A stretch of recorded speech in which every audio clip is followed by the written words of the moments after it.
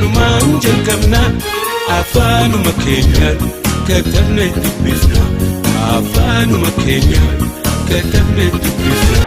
Barnoota Arabiffaa baranna namoota haaraa dhufan baay'ee waan fayyaduuf share godhaa fi subscribe fi like akka godhan illee himaa fi indagatanaa kana okay kottaa gal barumsa. Arabiffaan ana jechuun afaan Oromootiin illee anuma ta'a. Afaan Arabiffaatiin anta jechuun sihi jechuudha. Inti jechuun immoo ishii jechuudha.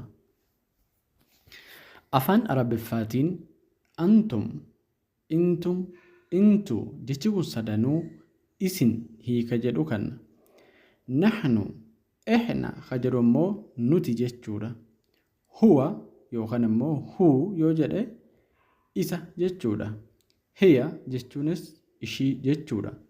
Hum, humma jechuun immoo isaan, isaannan jechuudha. Barnoota darbe kana keessatti isin, isaan, nuhi, ana jechuu barannee jirra. Amma immoo waan ofii keetii gaafatuu barbaadde yookaan immoo itti himuu barbaadde tokko baranna jechaadha. Innis tokko jennee maal jennee himanna yookaan immoo ibsanna. Gammachuu qabdu ibsuuf ana Sa'iid yookaan ana Farhaan jechuun ani gammadeera jechuudha. Gadda kee ibsuuf ana Haziin jechuun ani gaddeera jechuudha. Ana Juucaan jechuun na beelaheera, na beelahee jira jechuudha. Ana Caxshaan jechuun na dheeboteera jechuudha. Ana Mariid jechuun na dhukkubeera jechuudha. Ana Tacbaan jechuun ani dadhabeera yookaan ani laafeera jechuudha.